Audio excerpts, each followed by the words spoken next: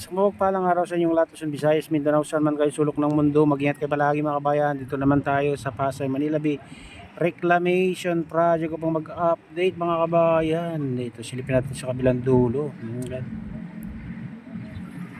Hindi yung mataas ng crane mga kabayan. At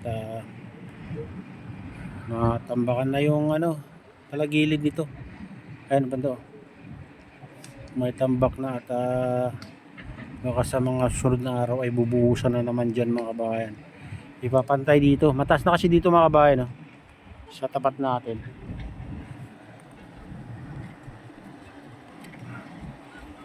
Ayan.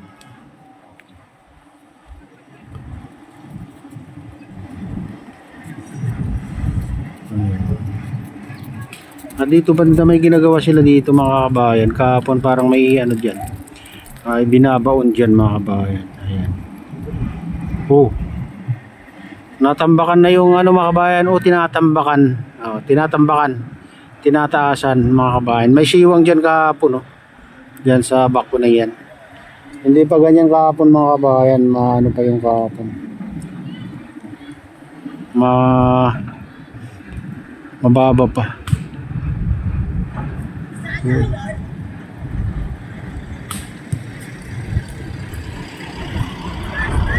Ngayon ay may tambak na mga kabayan. Siguro ipapantay nila dyan sa mataas na yan.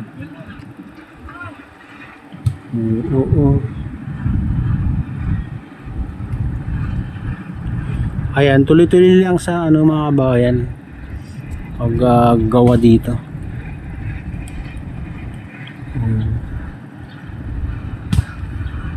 Araw-araw sila gumagawa.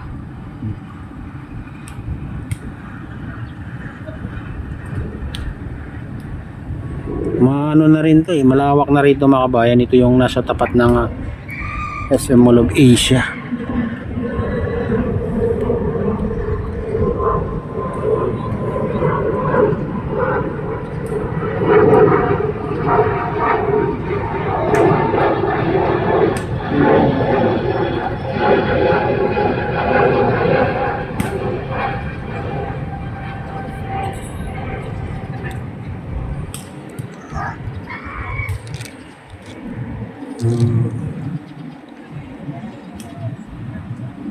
Ito marami pang dito mga kabayan. Space ito. Itong banda maraming space doon kung gusto nilang palawakin ito mga kabayan. Dun sa dulo.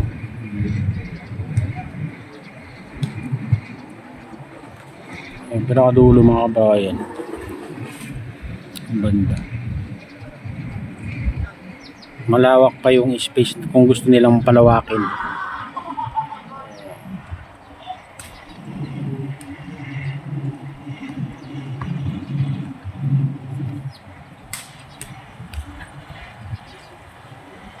Akala ko dati hindi nila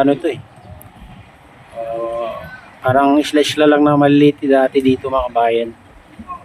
Pero ito ngayon napakalawak na. Ito yung nasa tapat lang ng SM Mall of Asia mga kabayan. Hindi kasali yung Ito kasi yung huling ginawa nila dito. Ginawang island sa tapat ng SM Mall of Asia.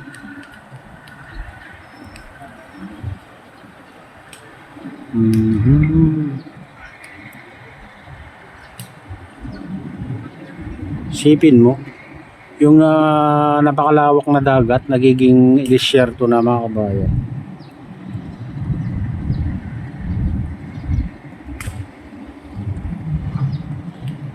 Hindi ko lang alam kung ilan na hektarya to mga kabayan itong nasa tapat ng SM Mall of Asia. Kasi ito sabi nila dito sa malaking island mga kabayan ay 360 hectares daw yan. Hanggang doon sa yan mga kabayan, sa malapit sa Navy. Likod ng dyan likod ng CCP mga kabayan. Ayan. Banda. Hanggang doon sa dating circle mga kabayan.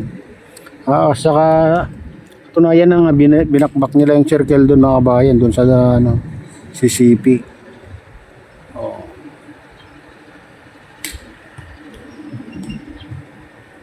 Tapos naglagay din sila ng ano, malawak na parang ilog. Ganito din sa tapat natin. Ito. Tinambakan nila lahat dyan sa likod ng CCP mga kabayan. Pero tinanggal din nila. Ginawa ring parang ilog, ganitong kalawak din. Tinambak dyan sa gitna yung ano, mga buhangin na nakuha din nila. Dating tinambak din nila.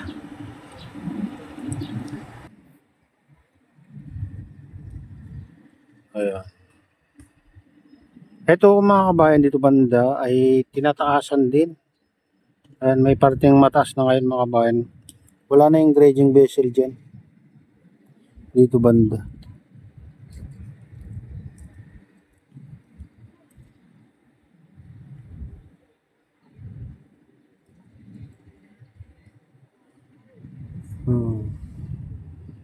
Andyan yung pipe oh.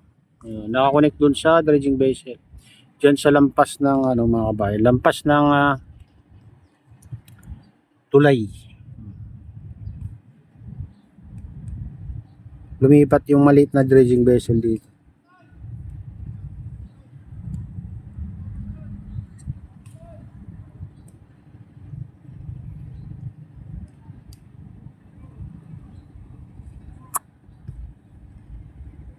Doon sa gitna mga kabayan, mataas na doon, no? Doon. Sa lampas niyang ano, yung tulay na yan, may parte na mataas.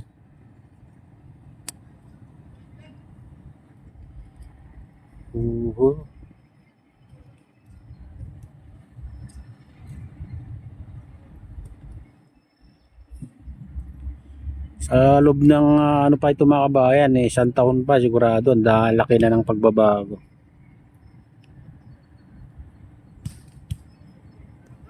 Ayan mga kabayan, ito na yung latest update dito sa Pasay Manila Bay Reclamation Project. At shout out nga pala sa lahat ng OFW, mga immigrant sa ibang bansa, shout out sa inyong lahat.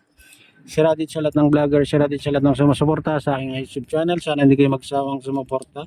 Shout out din sa lahat ng viewers, mga nag-like, silent subscribers, silent viewers, may gumigalaw. Shout out sa inyong lahat. Shout out din kay Kuya Iyo, kay Ate Lynn, kay Kuya Eric, sa aking misis. At sa utol ko dyan sa Naluluhaway, si Nestor, ayan, may gumigalaw. Shout out sa inyong lahat dyan sa Naluluhaway.